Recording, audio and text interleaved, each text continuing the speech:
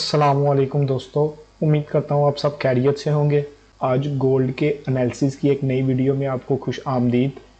आज मार्केट में बहुत इम्पोर्टेंट दिन है, ये मंथ का सबसे इम्पोर्टेंट दिन होता है। तो आज की वीडियो को ध्यान से देखिएगा और अगर आप हमारे चैनल पर न्यू हैं तो हमारे चैनल यूट्यूब चैनल को सब्सक्राइब करें, बेल के आइकन पर क्लिक करें ताकि हर नई आने वाली वीडियो आप तक आसानी पहुँच सके। तो चलिए वीडियो को स्टार्ट करते हैं। सबसे पहले फंडामेंटल एनालिसिस की तरफ चलते हैं।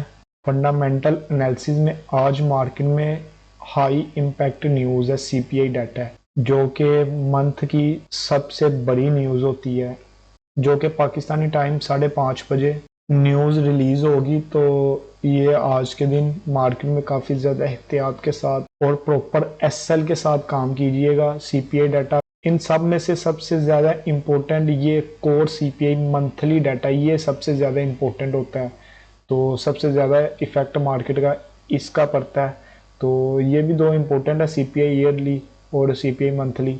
तो लेकिन सबसे ज़्यादा कोर सीपीआई डाटा इम्पोर्टेंट होता है, इसका आपने लाजमी ख्याल रखना है। जैसे ये डाटा अगर बुलिश या बेरिश आए तो उसके मुताबिक आप ज़्यादा गोल्ड में एक्सपेक्टेशन कर सकते हैं।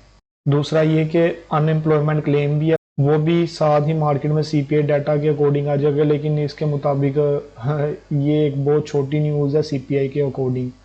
तो सीपीआई खुद ही एक बहुत बड़ी न्यूज़ है। आपने तो सीपीआई को बस आपने कैच करने की कोशिश करनी है।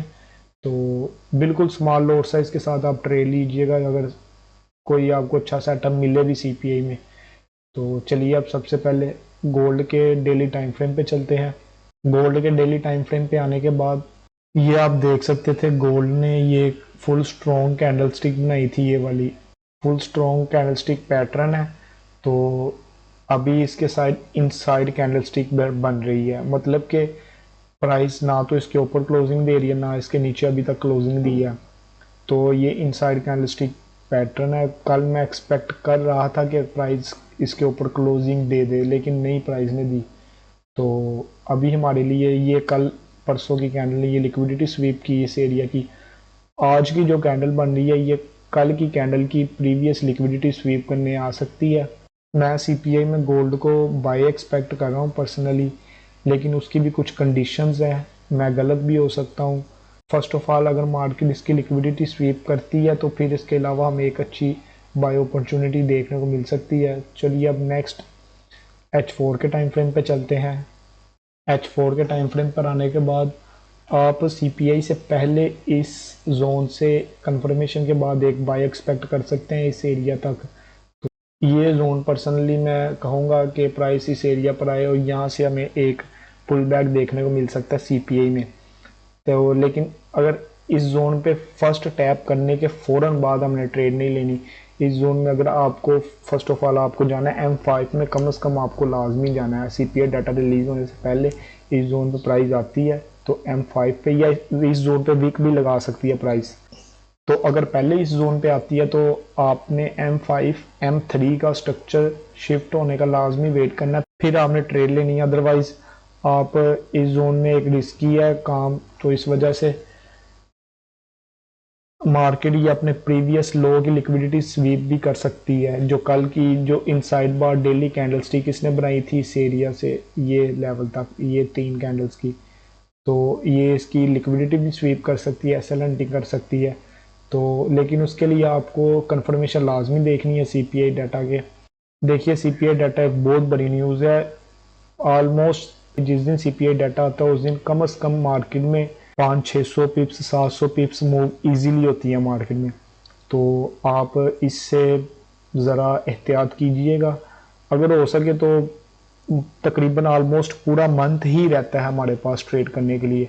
तो मैं तो पर्सनली मैं न्यूज़ में बहुत ज़्यादा अवॉइड करता हूँ ट्रेड करने में, ये रिस्की भी होता है। और दूसरी बात ये कि न्यूज़ में एसएल बहुत ज़्यादा बड़ा हिट होता है। अगर आपने इस एरिया पर एक मिसाल एसएल लगाया होगा ना तो न्यूज़ में एकदम स्पाइक आता है। ब्रोकर्स आपका बाज़ औक़ात स्लिपेज की वजह से आपका एसएल इस एरिया पर जाके हिट होगा। तो न्यूज़ में मैं तो यही कहता हूँ अवॉइड किया करें ट्रेड करने में।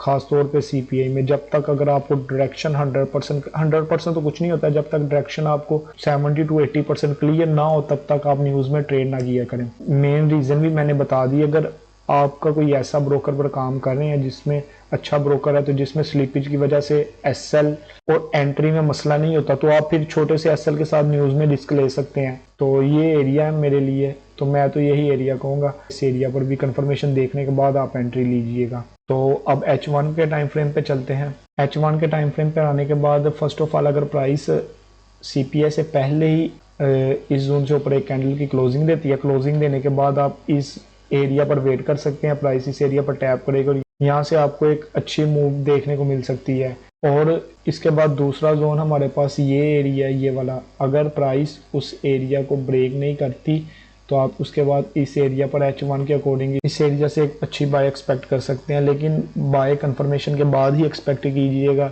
ये रिस्की, बहुत ज़्यादा रिस्की है। ना ही मेरी एडवाइस है किसी को और ना ही मेरी किसी को मशवरा, कोई कुछ भी नहीं है। ये बस जस्ट मैं अपने एनालिसिस आपके साथ शेयर कर रहा हूँ। तो आप इस एरिया से भी बाय कर सकते हैं कंफर्मेशन के बाद। कंफर्मेशन का ऑलरेडी मैंने आपको पहले काफ़ी वीडियोस में बता चुका हूँ कंफर्मेशन क्या होती है। तो मैं पर्सनली, मेरा भी जो आज तक का सबसे बड़ा लॉस जो हुआ था वो सीपीआई डाटा में ही हुआ था। एसएल हंटिंग की वजह से मैं डायरेक्शन में भी ठीक बैठा था, लेकिन एसएल मैंने गोल्ड पे कोई 30-35 पिप्स का एसएल लगाया था, लेकिन वो 30-35 पिप्स का मेरा एसएल जाके 150-160 पिप्स पे जाके हिट हुआ था स्लीपेज की वजह से। तो इस वजह से मैं तो न्यूज़ में एनएफपी और सीपीआई में बहुत ज़्यादा वेट करता हूँ उस दिन के बाद का। अगर आपको डायरेक्शन बिल्कुल ज़्यादा क्लियर है, सीपीआई न्यूज़ आई है, मार्केट में फर्स्ट ट्रैप हुआ है, ट्रैप होने के बाद आप एंटर हो सकते हैं उसमें, तो वो एक अलग बात है। सीपीआई न्यूज़ आने मतलब कि सीपीआई न्यूज़ जैसे ही आई है फ़ौरन मार्केट उस डायरेक्शन में नहीं जाती है। 1-2 मिनट 3 मिनट के बाद मार्केट ट्रैप करती है, पहले एसएल हंटिंग करती है फिर। तो आप सीपीआई न्यूज़ आने दें, देखें मार्केट को 1-2 मिनट, मार्केट की सिचुएशन आपको अच्छी लगे तो फिर आप सीपीआई न्यूज़ आने के बाद आप M1 का भी स्ट्रक्चर शिफ्ट देख लेना, वेट कर लें। M1 का न्यूज़ आने के बाद की मैं बात कर रहा हूँ। M1 का भी जिस डायरेक्शन में अगर बुलिश न्यूज़ है तो आप M1 का भी स्ट्रक्चर शिफ्ट देख लें, तो उसके बाद आप ट्रेड ले लें, आपको अच्छी पिन पॉइंट एंट्री मिल जाती है उससे भी। मैं तो आपको ये एडवाइस दूंगा। ये थी हमारी सिंपल आज की वीडियो। चलिए मिलते हैं कल की वीडियो में। अल्लाह हाफिज़।